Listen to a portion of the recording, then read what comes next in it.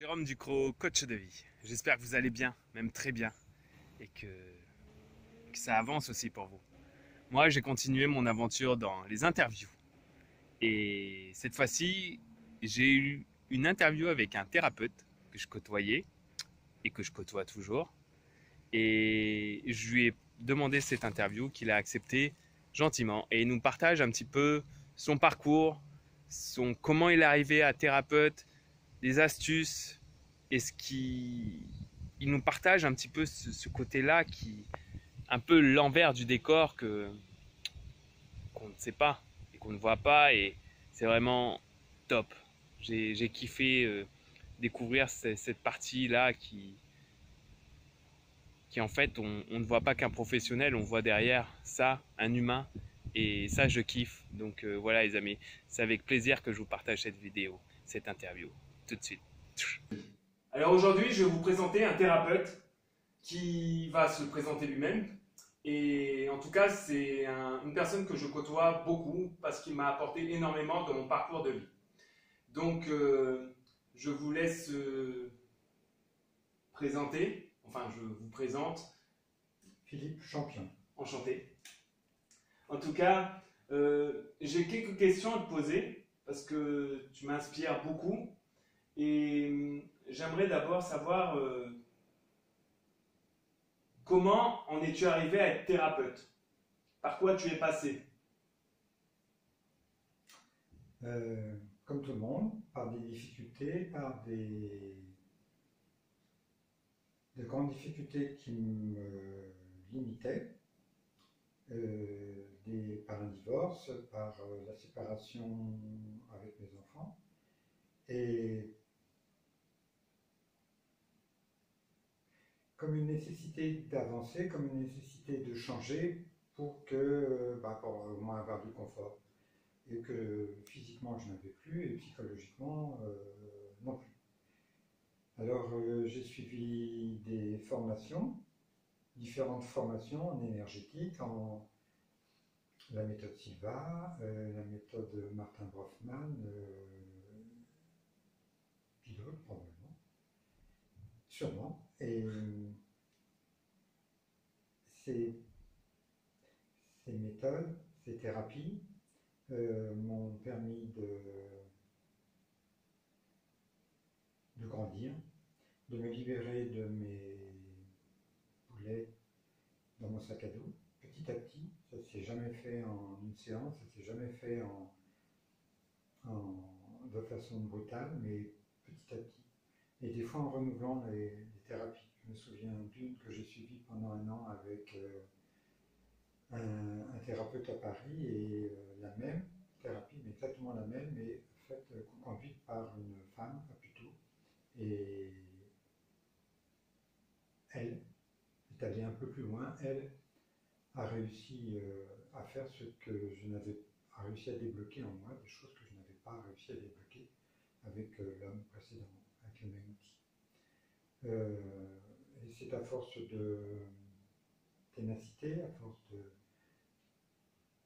vouloir grandir et surtout me débarrasser des défauts dont j'avais conscience que j'ai suivi toutes ces thérapies, tous ces apprentissages. Et je suis devenu un thérapeute à force.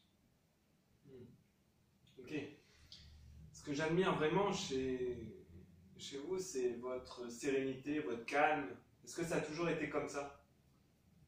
Non, pas du tout même. Je suis encore quelqu'un de nerveux et parfois angoissé. Non, pas angoissé, c'est pas vrai, mais anxieux. Et ça va en s'améliorant de mois en mois. Alors, je suis sur le chemin du calme et de la sérénité, ça c'est sûr. Mais avant, j'étais un grand nerveux, vraiment un grand nerveux, bègue, contrarié par un rien et soucieux du lendemain, perfectionniste, enfin quand même pas mal de défauts, hein, des défauts embêtants pour moi, ennuyeux pour moi, mais aussi pour mon entourage. Ok. Et si vous auriez une astuce à donner, à partager par rapport à justement retrouver ce calme, cette sérénité, qu'est-ce que vous pourriez transmettre, partager? Alors, Un truc maintenant, simple, hmm, alors c'est respirer, ça c'est sûr. respirer. Respirer. C'est-à-dire non pas inspirer, parce que ça fait rien, mais alors rien de rien, comme ça fait rien, ça empire, mais expirer. Expirer, c'est-à-dire souffler, vider son ventre, vider les poumons au maximum de, de ce qui ennuie, de ce qui contrarie, de ce qui énerve, de ce qui ne convient pas. Et l'inspiration se fait toute seule, on ne peut pas rester les poumons vides. Donc inspirer de l'air, inspirer du calme, inspirer quelque chose qui vous procure du plaisir, mais volontairement expirer. Alors c'est une technique qu'on n'applique pas systématiquement parce qu'on l'oublie. C'est un outil hein, comme un autre. Le mien, c'était le mien et c'est encore le mien, peut-être pas au quotidien, mais de façon hebdomadaire, ça c'est sûr. Tout comme lorsque j'ai un effort physique à faire, tel que monter un escalier ou monter une pente, comme j'ai fait pendant les vacances, je ne monte pas la pente, je respire. C'est-à-dire que chaque 3 pas, parce que c'est une pente vraiment une belle déclivité, j'inspire, et les 3 autres pas, durant les 3 autres pas, j'inspire, j'expire, j'inspire. Je ne fais que respirer. Ainsi, la pente, le corps est bien oxygéné, je ne fais pas d'effort. Le rythme des jambes s'adapte à la respiration et s'accorde avec la respiration, plutôt que s'adapte. Et il n'y a pas d'effort. Les escaliers, c'est pareil. Il y a 3 étages, il y a 4 étages, il y a 5 étages, c'est bien différent. Parce que je ne monte pas les étages, je respire. Ce sont des petites techniques de rien du tout et qui apportent du confort au quotidien. Donc mettre de la conscience sur sa respiration dans ces cas-là. Exactement. Vous ne portez pas attention sur la montée ni la descente, vous respirez, vous concentrez. Ok. Et là, vous êtes thérapeute aujourd'hui, mais avant, vous êtes passé par quoi comme métier? Alors j'ai pratiqué différents métiers qui tournent autour de l'imprimerie. À 17 ans et demi, j'étais typographe, après j'étais typo-minéraliste, avec les imprimeurs qui peuvent comprendre ce mot-là. J'étais imprimeur, après, comme ça ne m'y est pas assez, mon moteur de vie pendant jusqu'à mes 50 ans, c'était l'argent. C'était gagner plus pour avoir plus, pour avoir plus. Donc je suis devenu imprimeur, je suis devenu monteur, jusqu'à devenir directeur technique adjoint d'un groupe de presse. Et puis après, monter des magazines, monter des journaux. Et puis, les 15 dernières années, vendre des matériels spécifiques pour l'imprimerie, tels que des rotatifs ou des scanners. Voilà. Donc, c'est un parcours de vie un peu atypique, même complètement atypique, mais intéressant, que je recommencerai bien maintenant, parce que maintenant, je me sens plus calme et je suis sans doute beaucoup moins stressé, tendu. Donc je devrais mieux travailler encore. Ok, donc là c'est votre côté thérapeute qui vous a amené à vous détacher de tout ce toujours plus, parce que vous aviez exprimé Oui. toujours plus là. Et là maintenant c'est plus dans la sérénité, si ça passe, bah, ça passe, si ça passe pas, vous détachez. C'est égal.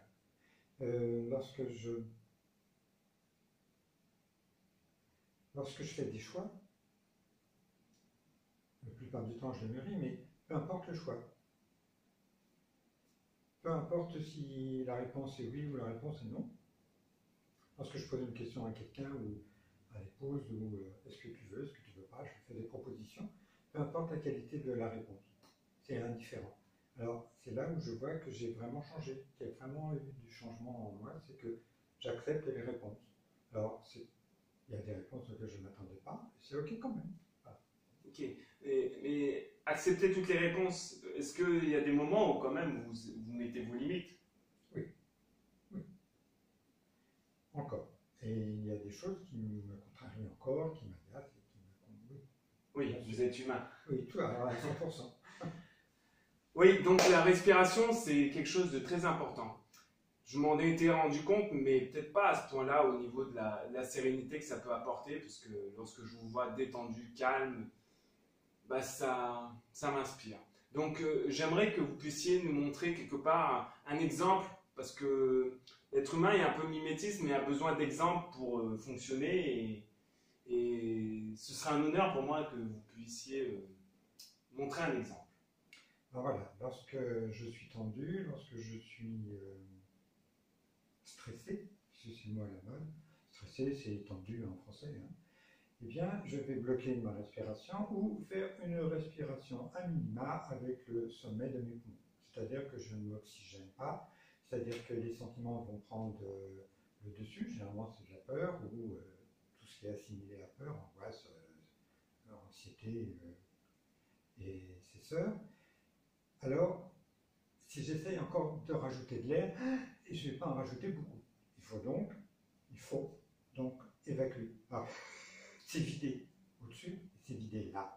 C'est serrer le ventre pour que le diaphragme se ferme et puis que la cage thoracique s'abaisse. Quand il n'y a plus d'air, fatalement, je vais inspirer. Et là, à la première inspiration, je suis mieux. Si j'insiste, j'en fais 2, j'en fais 3, je ne suis plus préoccupé par ce qui m'agressait ou ce qui me stressait.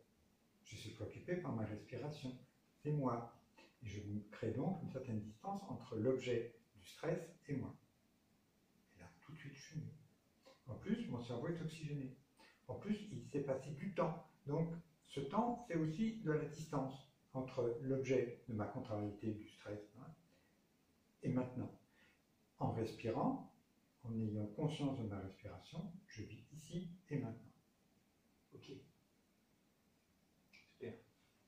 Et pour ceux qui aimeraient avoir un peu plus de détails, un peu plus d'éléments, où est-ce qu'on peut te retrouver?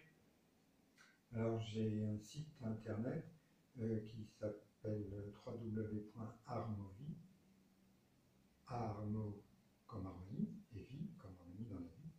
Et toutefois c'est un site professionnel donc pour le magnétiseur et le radiesthésiste que je suis, pas pour le coach ou le thérapeute dans le sens holistique. D'accord. Ok, très bien. En tout cas, Monsieur Champion, c'était un plaisir pour moi de vous interviewer, de partager ça. En tout cas, les amis, je vous invite à respirer, à vraiment évacuer pour lâcher tout ce qui nous bloque, là, tout ce qui reste bloqué dedans, ça a besoin de sortir. Donc il faut forcer. Et après, ça sort et ça évacue et ça fait du bien. Après, on reprend une inspiration. Et on y va, on avance. Ok les amis? Allez, à très bientôt. Allez, bientôt, ciao.